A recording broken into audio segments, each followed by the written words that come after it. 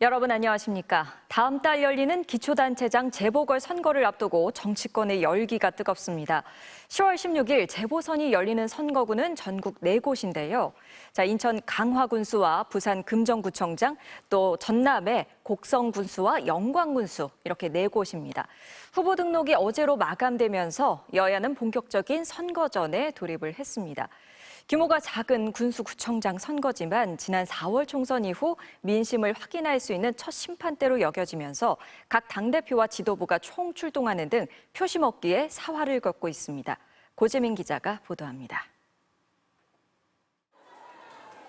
지지자들의 환호 속에 단상에 오르는 한동훈 국민의힘 대표. 다음 달 16일에 열리는 재보궐선거를 위해 처음으로 부산 금정구 지원 유세에 나섰습니다. 우리는 금정을 위해서 일하고 싶습니다. 국민의힘은 부산 금정의 힘이 될 겁니다. 산업은행 본사를 부산으로 이전하는 등 부산 지역 경제 발전에 힘쓰겠다고 약속했습니다. 나흘 앞서 부산 금정을 찾았던 이재명 더불어민주당 대표는 지역 시장을 찾아 다시 심판론을 꺼내들었습니다. 이대로는 안 된다. 이제 우리 부산 시민들도 금정 구민들도 이대로 갈 수는 없다는 걸 확실하게 보여줘야겠죠.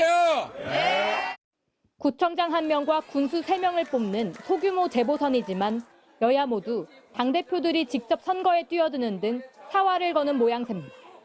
4월 총선 이후 다시 민심을 확인할 수 있는 심판대 성격의 선거인데다 한동훈 체제와 이재명 2기 체제가 출범한 뒤 열리는 첫 선거란 점도 열기를 끌어올리고 있다는 분석입니다. 특히 여야 간 경쟁 못지않게 같은 진영 안에서의 신경전도 치열하게 벌어지고 있습니다.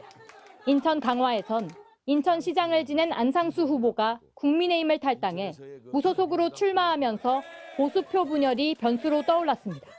경선의 기회가 있는데도 당을 탈당해서 출마한 경우에 명분 없는 행동입니다. 더불어민주당과 조국혁신당은 일찌감치 호남에서 군수쟁탈전을 벌이고 있습니다.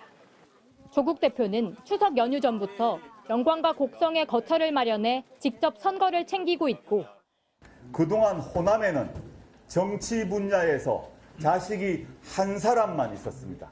자식은 둘 있는 게 낫지 않습니까? 뒤이어 민주당도 지도부가 총출동해 현장 최고위원회를 여는 등 지원에 나섰습니다.